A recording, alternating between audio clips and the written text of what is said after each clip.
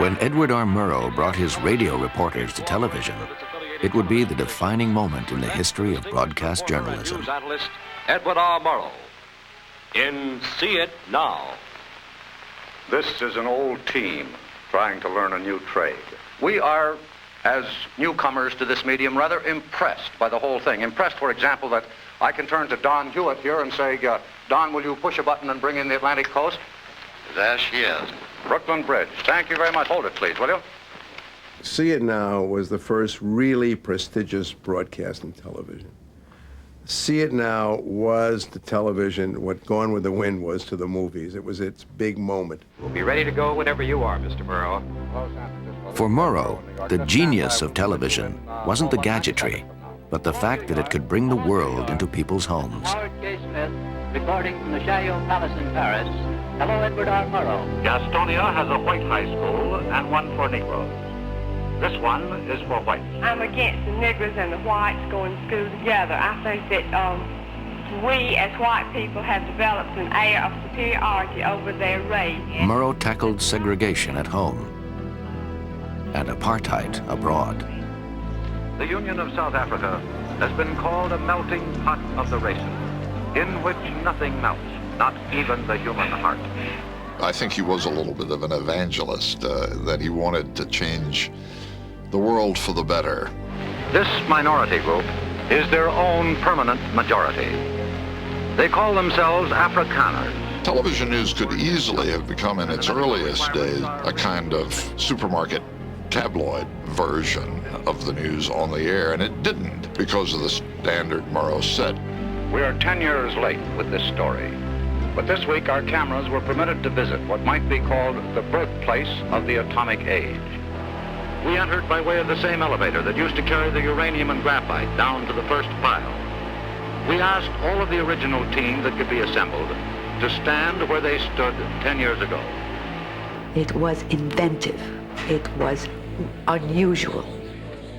When I would walk home the night of the show and the windows were open, the weather was good, I would hear our theme music coming out of every window in New York.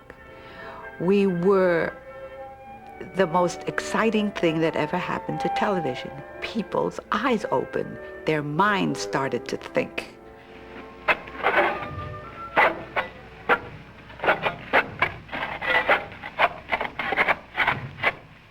See It Now's intimate portrayals of frightened, homesick soldiers celebrating Christmas in Korea provided an emotional bond between the nation and its fighting men.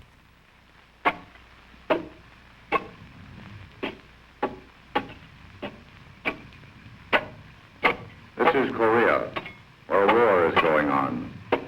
That's a Marine digging a hole in the ground. They dig an awful lot of holes in the ground in Korea. Stand by! Fire!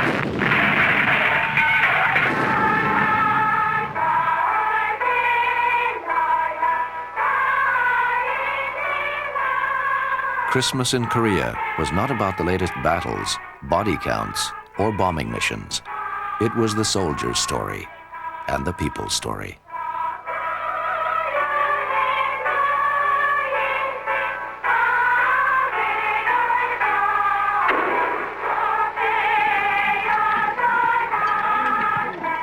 Harry, what do you think about this Korean War situation? Well, sir, I think we are fighting for a good cause.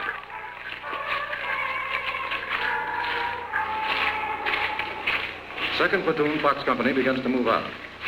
This is a quiet sector of the line. Probably no real opposition, but a guy could get killed.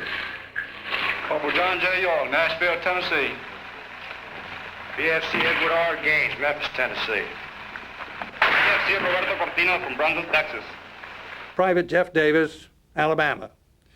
Sergeant so-and-so, Massachusetts. So-and-so, Washington. So-and-so. It had an incredible quality of bringing home to you the fact that these were soldiers, American soldiers, in Korea fighting a war, and here's where they came from, and they were the 48 states. So it had an enormous effect of bringing this to you. Private Stanford Murphy, Quincy, Massachusetts. Private Albert Fields, Brooklyn, New York. It wasn't that we saw blood and gore, but we saw human beings fighting a war. And to that extent, all of this kind of thing was brand new. It looked rather peaceful, didn't it? Permit me to inform you that since those pictures were taken, Fox Company took all of its objectives south of Kumsan. It took 50 casualties. Lieutenant Fred Walters, the company CEO, who is still a lieutenant, took a machine gun bullet in the chest. But he's recovering and doing nicely. The outfit is still in the line. They may need some blood. Could you spare a pint?